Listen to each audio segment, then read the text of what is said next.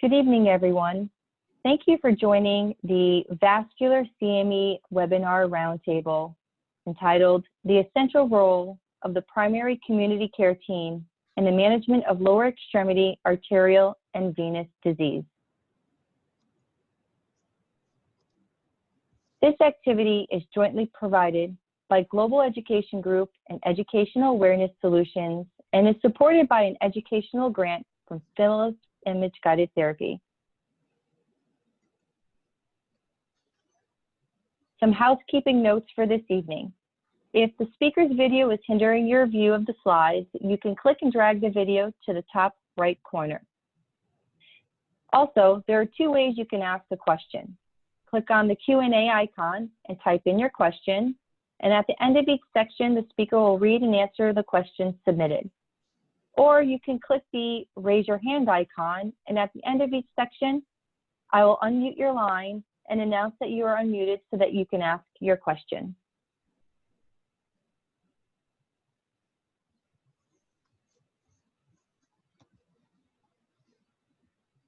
At the conclusion of tonight's program, you'll be receiving two emails. Global Education Group will email you a link to the evaluation form. Please be sure to complete the form if you wish to receive CME credit. Be on the lookout from an email from outcomes@globaleducationgroup.com.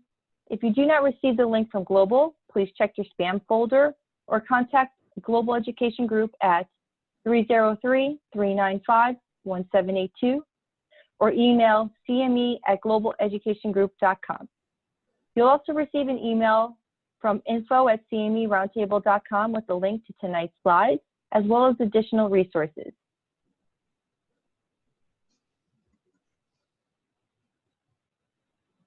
Here you'll find the continuing medical education information,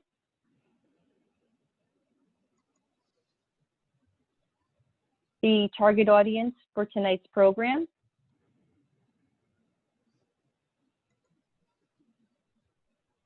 disclosure of unlabeled use, the disclosures for the planners and managers,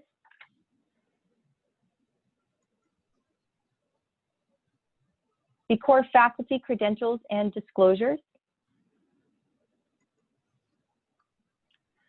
additional core faculty credentials and disclosures, and I'd like to introduce to you tonight's speaker, Dr. Chopra. Dr. Chopra, you may begin. Thank you so much for that introduction. Welcome, everybody. I see we have quite a few participants in our webinar this evening. I'll quickly kind of let you know a little bit about the overview of this program. I want this to be fun and entertaining for you as well. If you have questions, please don't hesitate to ask. The only bad question is the one that you don't ask. And as she mentioned earlier, you could raise your hand or you can type in the Q&A and section, type in your question, and I can always answer that for you. I'm a vascular specialist, and we're talking about vascular diseases today, mainly PAD, venous thromboembolism, which are very, very prevalent in the US. And when these are not recognized or not treated properly, they can be really life-threatening and disabling.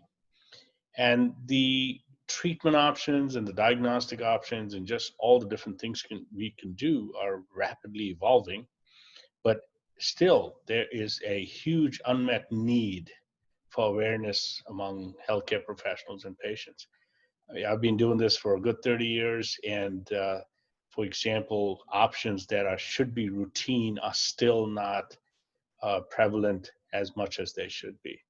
So this presents an opportunity for educational efforts geared towards folks who look at patients all day, all the healthcare providers, physicians, non-physician providers, and those in the front lines, especially the primary care physicians, allied healthcare professionals, and the podiatrists who see a lot of these patients. Our objectives today are that after you've completed this activity, you would be able to identify patients using very evidence-based recommendations and guidelines. What are the non-invasive techniques that can be used to diagnose both peripheral arterial and venous disease?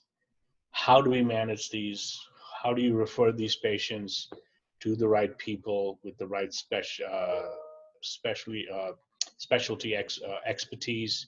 How do you classify this disease? The classification tools, and whether it's severe or it's mild, what should be done? And also the barriers that are preventing the detection of both arterial and venous disease, especially in the primary care setting. And the key takeaways are, one, that PAD and venous disease really reached epidemic proportions.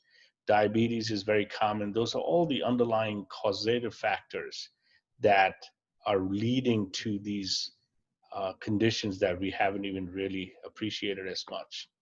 Both PAD and venous disease have very high morbidity and mortality and affects quality of life as well as the longevity of life. Identifying arterial disease early improves the quality of life. And early interventions, medical, when we say surgical, not open surgery, but more endovascular, and preventing critical limb ischemia and amputation, these are key. And how can we do this? Identifying venous disease early improves quality of life, prevents people from dying, and improves the mortality and morbidity rates. But despite all this awareness that we have about this, both PAD and venous are still very under-recognized and under-treated. It's quite painful sometimes to see how late patients get to us. The treatment is harder at that time, and that's where this is one important point to take over. And vascular disease can be very complex, and not just one person can treat it. So there's a multidisciplinary approach that is very, very essential, first to diagnose it and then to treat it. And the new options for minimally invasive therapies allow us to treat a lot of patients earlier in an outpatient setting and without all the associated morbidity and mortality and cost of being in very expensive centers. The appropriate referrals to specialists. This is very, very important, that when you suspect or you have a problem earlier, that you send them to the right people very early so that their life continues to improve and they can avoid amputations, etc. So the way we'll approach this is, one is the epidemic of the diseases. What exactly is going on with this? PAD, how does it present? How do you detect it early? Why is it important? And how can you intervene? Percutaneous versus open surgery. What are the advantages? Surgery used to be considered the gold standard, but not really anymore. Venous disease, especially acute DVT, then we get into acute DVT that's not appropriately treated or prevented, leads to chronic venous disease, both superficial and deep. And then how do we get better outcomes? And how do we work together? I'll then summarize this, have some Q&A around this. So let's first talk a little bit about the epidemic of the diseases and what exactly is going on with this and why primary care is important. So as I mentioned, PAD and venous disease both require multidisciplinary approach. It just can't be done by just one person alone. And primary care, that's why the word primary, it's primal, it's right at the very root, where primary care providers who see these patients all the time, they have a great relationship with the patients, they know their histories, they have a great amount of trust with them, can detect the disease very early. They're also uniquely positioned to recognize differences that may occur within different groups of people, whether by race, gender, communities, dietary habits, etc., and then have a complete understanding of the arterial venous disease, helps in getting these patients to a good outcome and also then continuing that for a long time. You know, the estimates for PAD and DVT every year seem to keep increasing. PAD, I've heard as high as 20 million patients who are suffering from PAD. And I like to put it this way, I mean, the importance of PAD. We know how common diabetes is. We hear about strokes all the time. We hear about heart attacks all the time. And what a lot of people don't realize is the morbidity and mortality of a patient who walks in with claudication into your office is the same as that of somebody who walks in and says, I just had a TIA, it means I just passed out or I have an angina. Because the patients with PAD will die or have a stroke or have a heart attack because the underlying disease is atherosclerosis. The NIH, and these are still older papers than from the NIH and other places, but they talk about currently affecting 8 to 12 million Americans, but we know that it's much higher now. Venous disease, which is DVT, deep venous thrombosis, that clot going up to the lung, pulmonary embolism, then causing chronic problems, pulmonary hypertension, and also superficial venous insufficiency. You know, people talk about varicose veins all the time and they think it's merely cosmetic. It's not. A patient with varicose veins who gets superficial thrombophlebitis has up to a 30% higher chance of having a DVT and a pulmonary embolism. And DVT and PE alone account for over 1 million total venous thromboembolic events annually. So the first part I'll talk about PAD, then I'm going to talk about venous disease and look at it. When it comes to PAD, it's peripheral arterial disease, but really the important thing to realize is that it is atherosclerosis, which is the underlying thing. I tell my patients this is rusting of the pipes. And if the pipes in the kitchen are rusted, they're going to rust everywhere else. So atherosclerosis affects the heart, the vessels, the blood vessels of the brain, the kidneys, and obviously the peripheral vessels as well. Detecting this early is really important. Now, it impacts patients over the ages of 40, and these folks, obviously, as I mentioned, have other cardiovascular diseases, cerebrovascular diseases, land over strokes, and migraine. And 3 out of 4 Americans are unaware of PAD, and actually it's a worldwide phenomenon. A lot of folks don't even realize because they've never been checked for it. They may hear of a stroke and worry about it. They may hear about an MI, but they don't think about what else could be happening. Majority of the patients who suffer from PAD, they're undiagnosed, undertreated, and what really happens here is I see patients all the time. They think it's something to do with they're just tired, they have some backache, back problems, sciatica. There's so many different things that they think of, and they don't report their claudication. And most physicians don't even look at the foot or don't even ask about, hey, do you have problems when you walk? And most people will think it's part of aging. And that's where these problems linger along for a very long time and then will show up later. Ischemia can be both acute or chronic. Basically, it's when the pipes get blocked. If it happens suddenly, it's acute limb ischemia. And that's a whole different paradigm where it has to be taken care of very acutely. And chronic is where it's happening slowly and steadily, and it just continues to worsen. We'll talk about that a little more as we go along.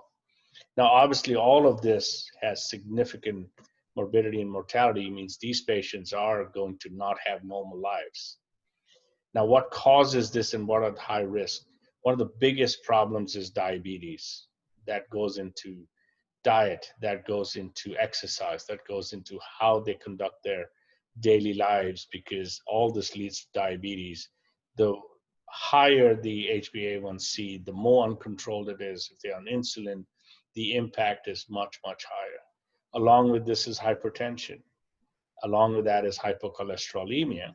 Obviously, we're talking about atherosclerosis, inflammatory markers, if they have chronic renal disease, kidney disease. But on top of that, if there's somebody who's not exercising, obese, and smoking, the diabetes with the smoking often is one of the worst combinations to have. And that's when we know that these patients need lifestyle modification as well, and kind of go from there. So we call our practice MIMIT Health Enlightened Healthcare, because we want to do a holistic approach and have patients and people lead a good life and deal with all the other issues as well. It's not just about doing procedures. Now, how do you know somebody has PAD? What are the symptoms? So one of the first things that happens, which patients often don't realize, is claudication.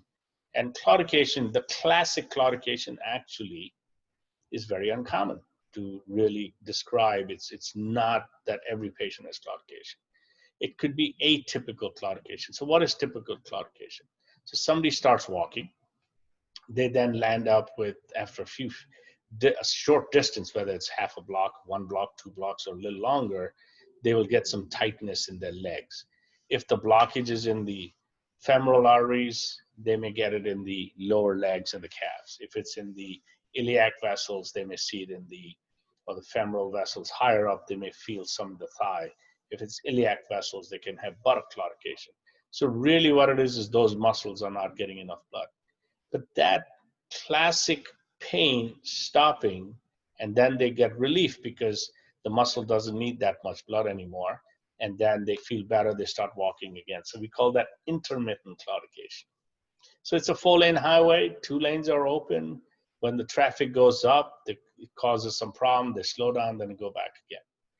But that is the typical pain that we hear about in claudication is actually atypical. Most patients will just talk about fatigue, heaviness, they're tired, they get some cramping. So I have learned over these years not to look for the typical and say, no, it's okay, but actually at least do some tests and examine them thoroughly to make sure. As the blockage gets worse, they get what's called classic rest pain. Now, what's rest pain? So in the day, there may be just about enough blood going to the foot that keeps it alive, so they don't have pain while they're just there. They just can't walk too far, but they don't have pain all the time. But when they go to sleep, when they lay down and they know that now it's time for me to sleep, the heart rate goes down, the sympathetic response goes down, the blood pressure goes down, but that also means that the amount of blood going to the foot goes down. It's right at that critical point, and then they get pain at night in their foot. This classical rest pain will wake the patient up. They will dangle their foot, they will shake it around, they get up and walk, and pain starts to go away. That is classic rest pain. When you have that, you know that they are now reached the point of what we call critical limb ischemia, where there's not enough blood. If there still is enough blood, not enough blood going there, slowly the skin starts to lose perfusion, the muscle, the tendons, and they start getting wounds. They usually start just like a plant not getting enough water, will start getting some black spots at the tip. Slowly, it starts to increase, especially in diabetics. If you see sores around the toes, the feet, and then as it gets worse, it can get up. And it's also important to remember arterial and venous can be together a lot of the times. They just imagine if there's not enough water to a garden, what happens? It gets dry, the grass doesn't grow anymore. The same with the skin. The hair with chronic, there's hair loss, skin is dry, it's patchy, then it'll get cooler because there's not enough blood going there. The nail won't grow, et cetera, et cetera. So examining the foot early and checking for that. As you take in history, you ask, it goes in families. So you ask for them, you check with their symptoms, what's going on. Are they getting rest pain? Is it just in one part of the body? And at this point, I always say it's better than trying to dig in too deep, send them to a specialist just for a quick eval. It won't hurt to get that done. Because spinal stenosis, neuropathy, the important thing to remember is that a lot of times diabetics will not complain of pain because they have peripheral neuropathy. And they may actually get a wound fast and not even complain about pain, and can get bad very quickly. So it becomes harder to treat them. Check for a pulse. If they don't have a pulse, it's important to check it out early and make sure. If they have a wound, if they have any other bruise that you check in the abdomen or in the femoral artery. We talk about ankle brachial index, and what is an ABI, an ankle brachial index? If the pressure in your arm is 100 in the brachial artery, it should be 100 at your ankle. It's the same heart pumping the same blood out under the same pressure. There's always mild variation. But if there's a blockage to your blood vessels in the thigh, obviously the amount of blood going down is less, the pressure is going to be low. And when you do a ratio, you know that it's less than 1. And that's where you see that ABI may be good enough. The problem is, just as if you take a garden hose which is soft and you can squish that, you can see what the pressure inside the artery is. But if you do it to a metal pipe, which is hard. You won't be able to do that. And that's what happens in a calcified vessel, which is very common in diabetics, patients with kidney failure.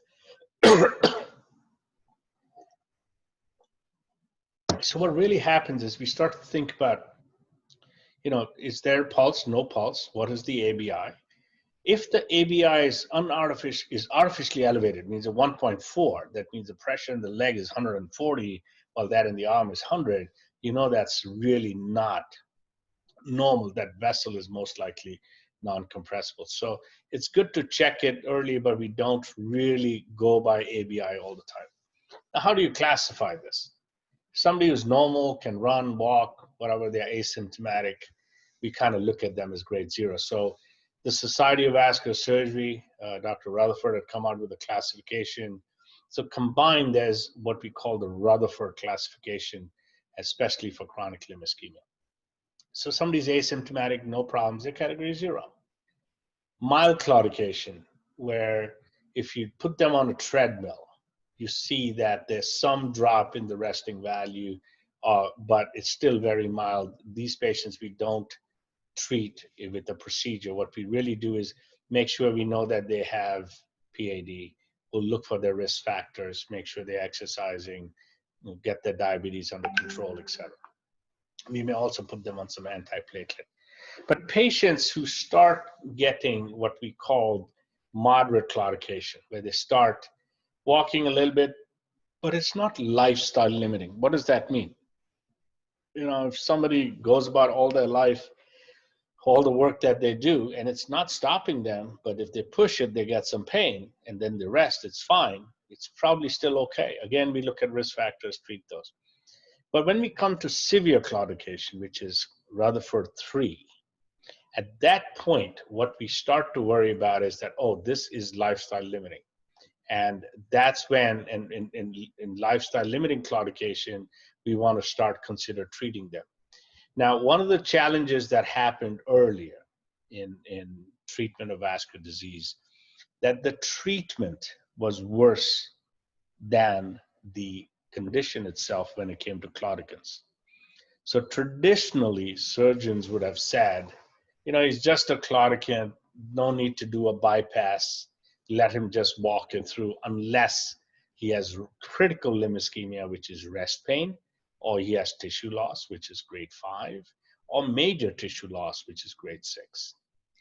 However, now with better treatment options, which is outpatient, same day, minimally invasive, no incisions, those patients, we have now started to treat what we call lifestyle limiting claudication, which is class 3. So you can see this classification becomes extremely important for us.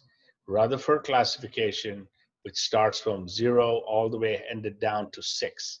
Somebody obviously who is with 6 and who is with major or minor tissue loss, who's talking about pain at rest, or has lifestyle limiting claudication, these patients should be treated instead of just being left alone. Excuse me. Now, one of the challenges that we have when it comes to understanding the classification of disease is that we would have an understanding of 2 different types of classifications. One was Rutherford, but this is the one that we really work with and stick with that. All right, sorry about that, having some minor issues with the screen here. And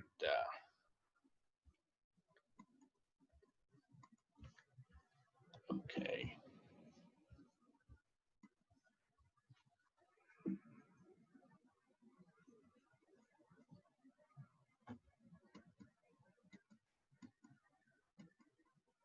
Okay. PAD can result in amputations, and that is one of the worst things to have. I always, as I speak on this condition, I always ask people, imagine that you didn't have your right leg, and how would your life be now? And would you be able to go about a normal life? Psychologically, intellectually, and just physically going about this is a hard disease. is a hard thing to do. And most patients, once they have an amputation, life goes downhill fast from there. So as we know, once it's critical limb ischemia, it puts them at risk for amputation. Now, critical limb ischemia affects over 12% of US adults. After 1 year, 30% of these amputees and about only 45% will be alive with both limbs. So obviously this becomes a huge challenge.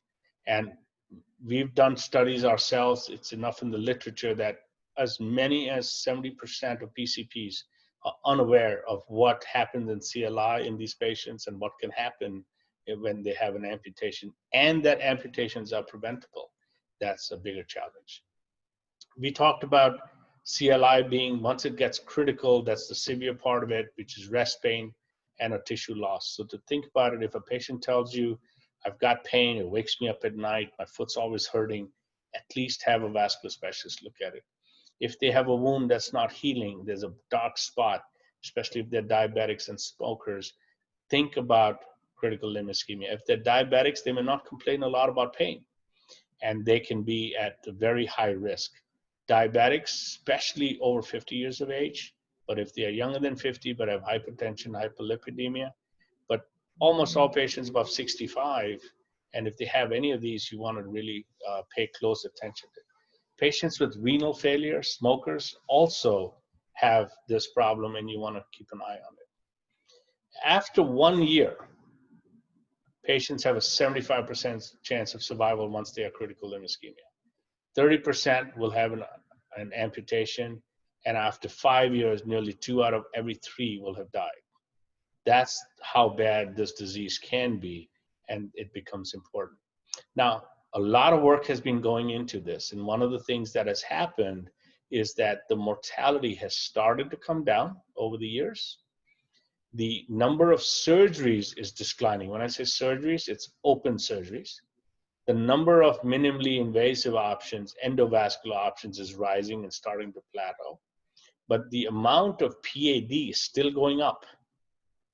And that's one of the important things to realize, that there is a reduction in mortality and amputation rates, but catching this early, you don't need bypass surgeries early. In fact, almost 80% to 90% of surgeons that I know now will do endovascular first.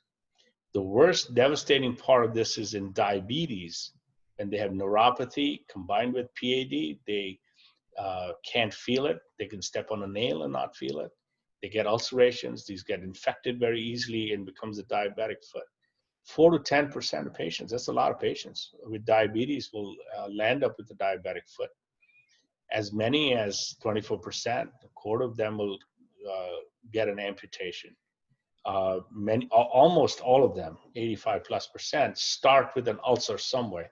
That's when you catch them. If they're diabetic, please look at their foot. It's extremely important. They will get infection. As they get older and the longer the diabetes, it gets worse. So the diabetic foot in the primary care setting, they may just have PAD with no tissue loss. They may have neuropathy with some infection, but no PAD, at least not detected. And there could be a mixture of all of this above. The amputation rates are fairly high in these patients, and the patients, there's a huge opportunity to salvage these limbs in terms of what's going on. In 2005, more than 50% of these patients who were getting an amputation did not even have a vascular evaluation. And very small percentage of patients really had an angiogram either. By the time 2012, more and more patients were starting to have angiograms, but still not that much. So this has become a challenge. And if all of the 50% patients had a vascular evaluation, 1/3 to half of those who could have been revascularized, and the amputation rates could be dropped by more than 50%. And we've seen this in our practices on a day-to-day basis. In terms of healing the wounds and getting blood vessels open, we can get all the way down into the vessels of the foot and get all the way down and open these. Repeat interventions or multiple interventions are not a problem In this case, you're looking at the pedal branches from the posterior tibial artery getting all the way down, because the nutrition has to get to the part where the tissue is. Now, if you can see on this side where there's a blockage distally, in the past, this would never been treated. Now we can easily go and we can do pedal access. We can puncture arteries right down in the foot. We can do metatarsal arteries around the ankle. We can go in from the radial, not just the femoral artery. So now, should we do percutaneous or surgery? Now, if you were going to have a procedure, it's like open bypass surgery versus an angioplasty or a coronary stent. The same concept applies here. You can see how a bypass literally fillet open the leg. The quality of life, ICU time, a lot of morbidity and mortality from the anesthesia and everything else. So surgical intervention is definitely not the first line anymore. Endovascular, minimally invasive, percutaneous, usually under an hour or two. A lot of this is done in the outpatient setting now, in an office setting or ASC setting, local anesthesia or mild sedation. So, and then we know that these patients can be followed for long. With surgery, it's highly invasive, it's inpatient, higher risk, and the older, sicker patients are at more risk from this than anything else. And these patients land up with less life expectancy. Now, in addition to this, it's just not about doing a procedure, as we mentioned earlier. It's about getting them to stop their smoking, exercise, walk. We put them on dual antiplatelet therapy, aspirin, Plavix.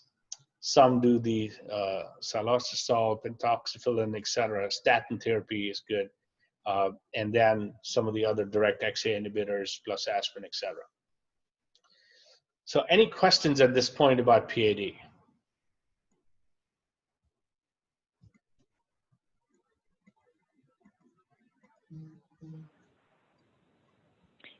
Hi, Dr. Chopra. Yes. There are no audio questions at the moment. Okay, all right, great. In that case, I will continue on with the next part of this.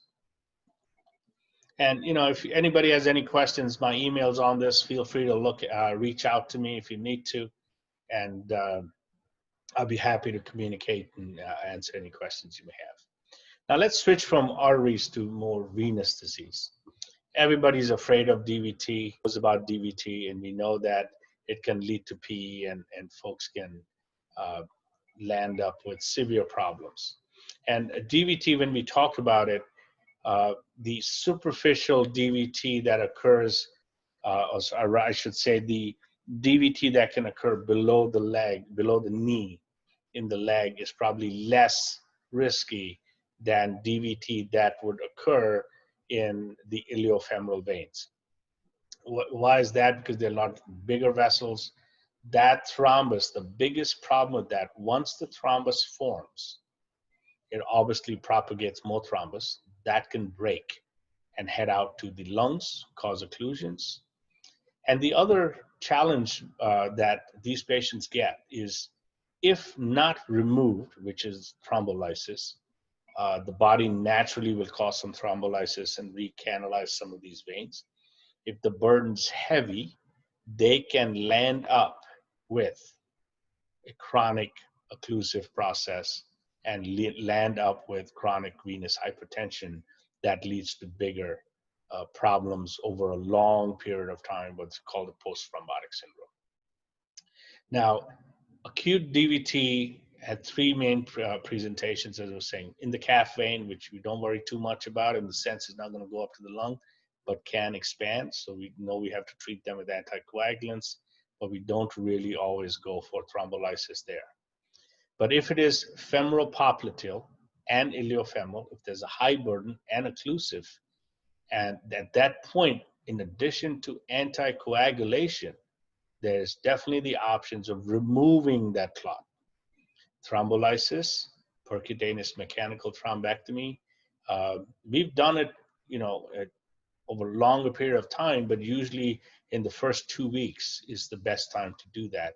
There are trials that have proven this, and you want to avoid what is called PTS, post-thrombotic syndrome, wherein this chronic clot causes a problem. So here's a 16-year-old female, acute left iliac DVT, which is what we see on this angiogram right here. This is the femoral, there's the saphenous vein coming up, there's the femoral vein, and you can see the common femoral course is completely occluded, all the iliac veins, etc., completely occluded, and blood is trapped down there. And you can see that this is probably all occluded because of clot. Now, after pharmacomechanical thrombolysis, what does that mean? Where there's a drug, which is usually TPA, that dissolves the clot, we call thrombolysis, but also with some mechanical, whether it's being sucked out, whether it's broken up, and then followed by angioplasty, and then placing a stent, and now you can see that vein is open and blood is flowing through. So occlusive femoral popliteal vein DVT usually can be done outpatient, anticoagulation, if it's not improving, and then you can go ahead and do thrombolysis. If it's calf vein DVT, as I mentioned, it is more anticoagulation, do duplex, keep an eye on them, but you don't want to just leave them alone. Make sure that you've kept them on anticoagulation and avoid. If, on the other hand, if it's just uncomplicated acute DVT, especially below the leg, you can keep them on anticoagulation. And all these are guidelines based on published in CHEST. Any questions on this part of DVT? Any audio questions as well? If not, I'm going to... There are no audio, yeah, there are no audio questions at this time. All right, thank you. So now let's get into something more chronic venous, as we talked about. When you talk about chronic, acute or chronic is about time, something that happens suddenly versus something that happens over a long period of time. But what's more important here, that this is chronic, but more superficial venous disease. So in the low extremity, we have veins that are in the deep, which is the muscle, the femoral, popliteal, iliac, and below. But we also have the saphenous vein system. Now, as the blood from the heart, after it's pumped out, goes down into the legs, the heart's pumping the blood vessels, so it's under high pressure. How does the blood come back up? There's no heart in our legs. So what we have is the calf muscle acts as the second heart. As we walk, the blood gets pushed up, but the calf is not as strong as the heart. So the blood can move only a short distance. And as it moves up a short distance, there are valves. The valves prevent the blood from coming back. The problem in superficial venous insufficiency, when we talk of chronic venous disease, in the superficial venous system, the valves fail. When the valves fail, the blood that normally goes up starts to reflux and go back. As that happens, the pressure in the venous system goes up. So the pressure in the venous system, normally in your ankle when you're laying down, is close to zero.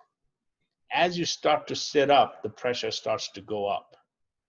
As you stand and stay standing for longer, the pressure in your ankles can go as much as 80 to 100 millimeters of mercury.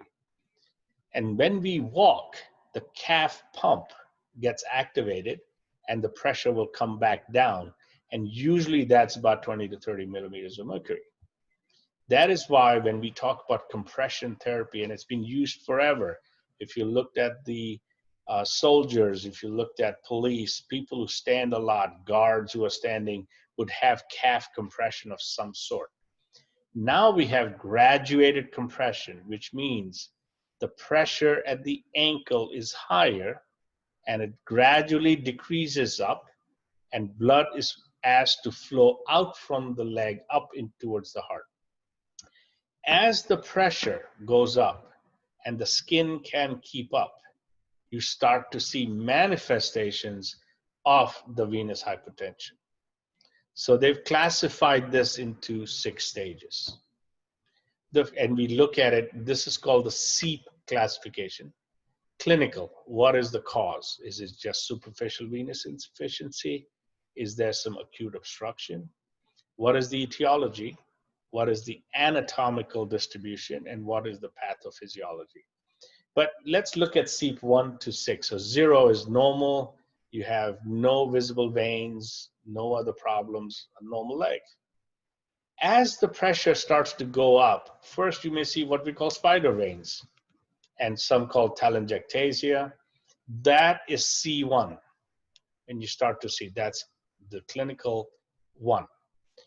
As the pressure goes up, the veins get bigger. They start getting dilated. They get varicose. That is C2.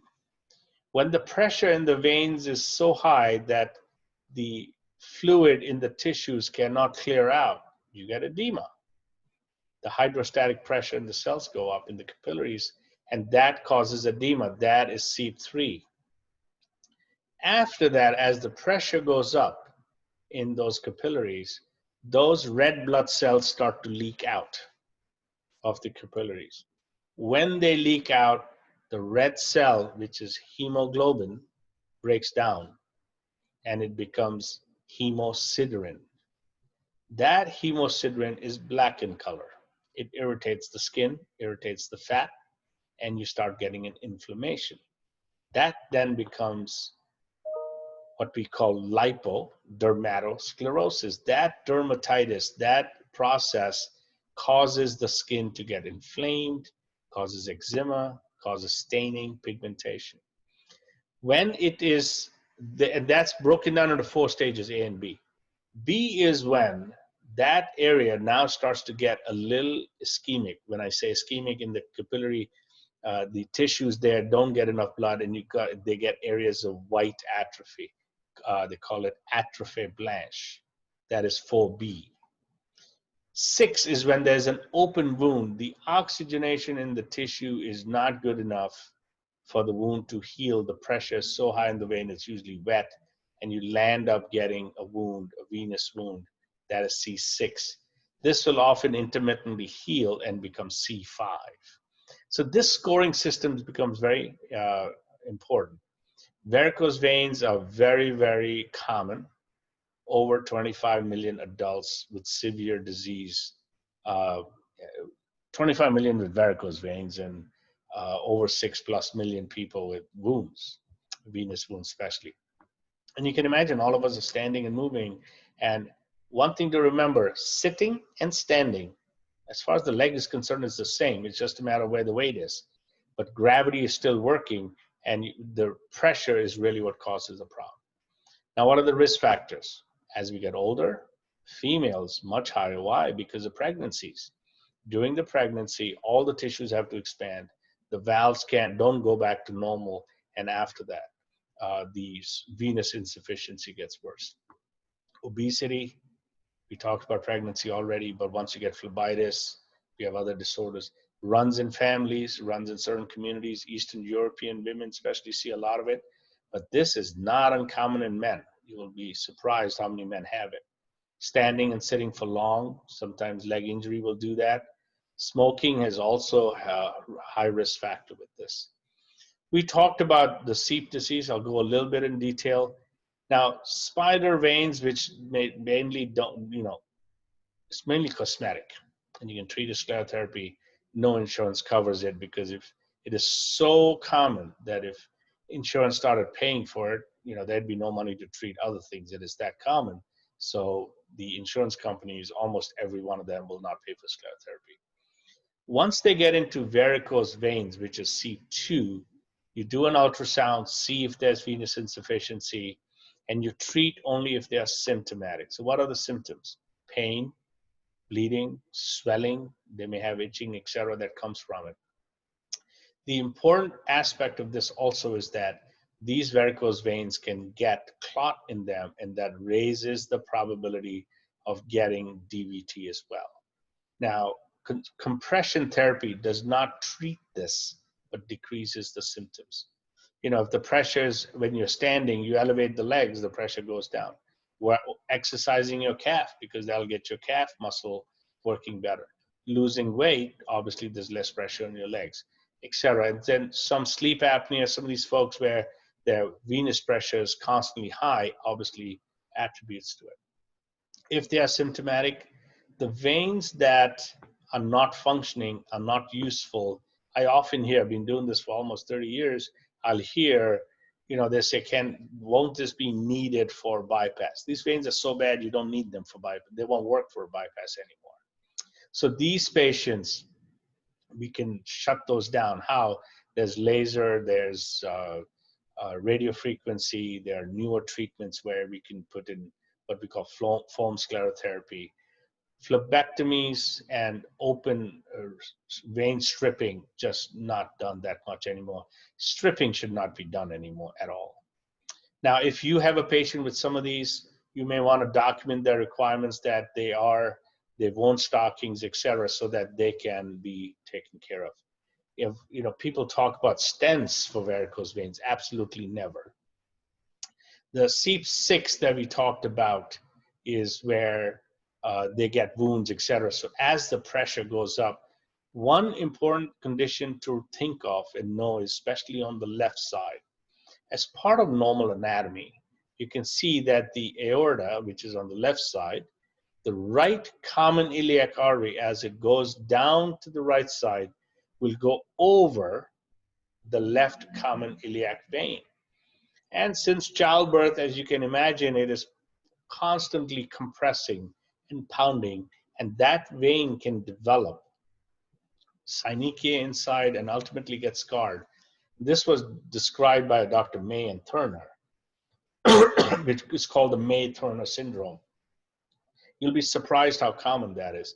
Not treated, that can lead to DVT and then lead to long-term effects of DVT.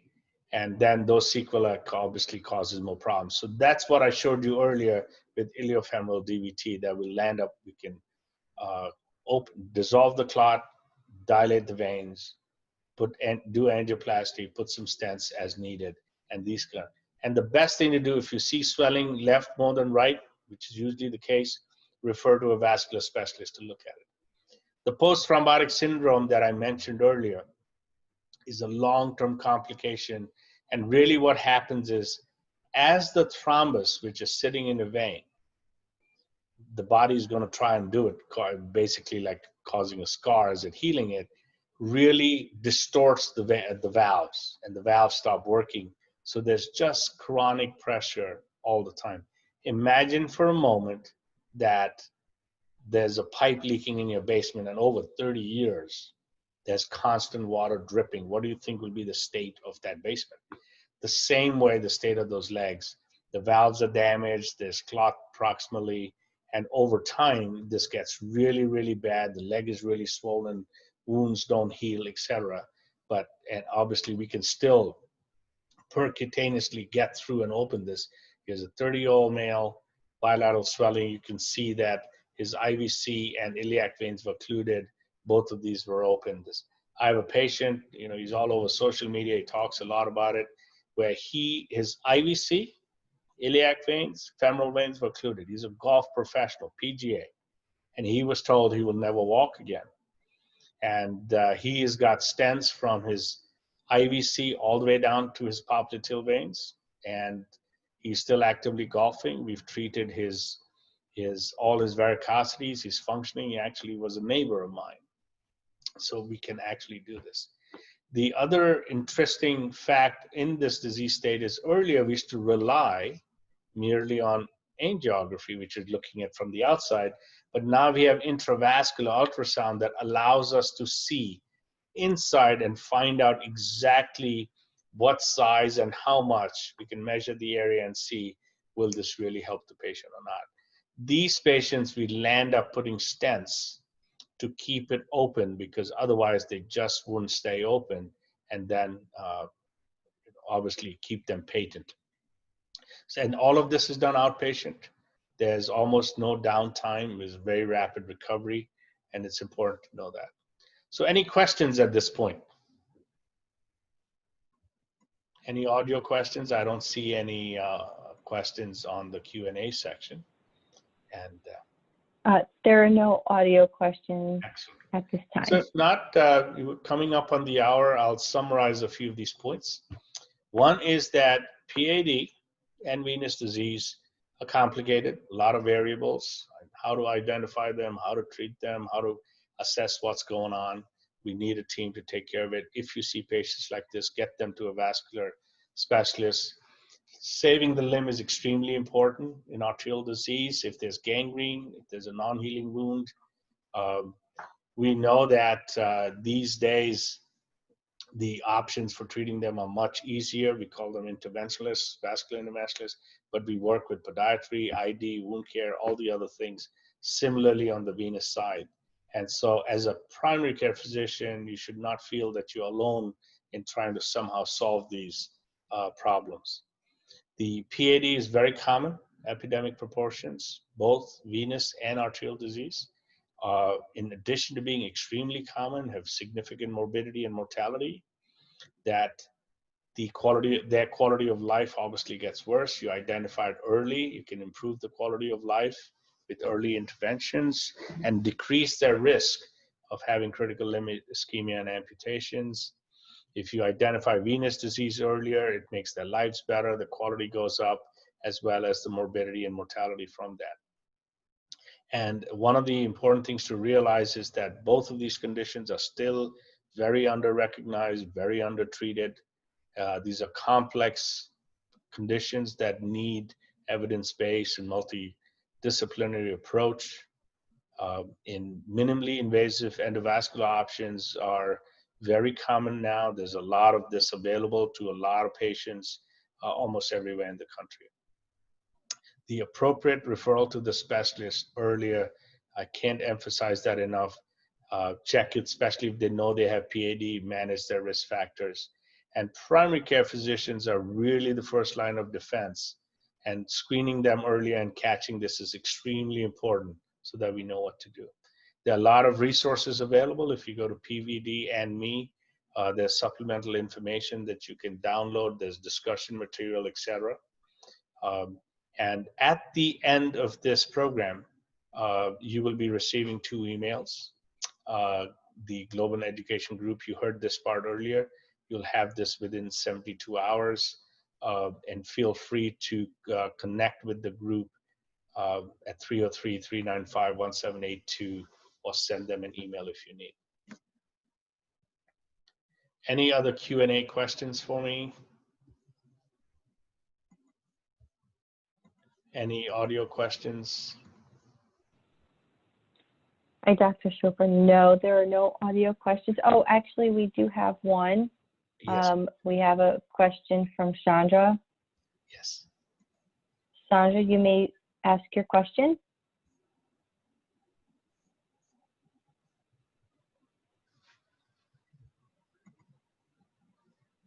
You have to unmute your line.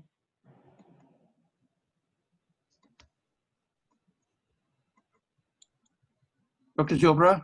Yes. Yes. Any role of sympathectomy, localized sympathectomy in a patient who has contraindication to surgery? So, you know, these days the endovascular options are so easy compared to before. You know, I've done thousands of these cases. We haven't even tried, haven't seen one of these. And they may have some mild symptomatic improvement, but definitely will not increase the vascularity. Does that make sense to you? And did it answer your question? Yes, sir. Thank you. Thank you. Any other questions?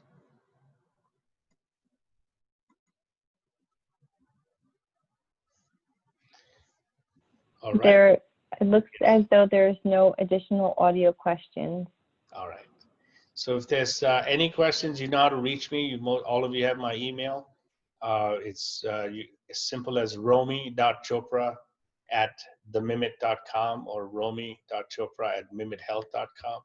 Feel free to reach out to me. But thank you so much for spending this evening with me. We've had a good set of participants, over 32 people. And thank you again for all your attention and time. Thank you for your participation this evening. This concludes our program. Again, you'll be receiving 2 emails, and one will be for your CME and the other will be with the additional information on the program. Thank you again, and have a good evening.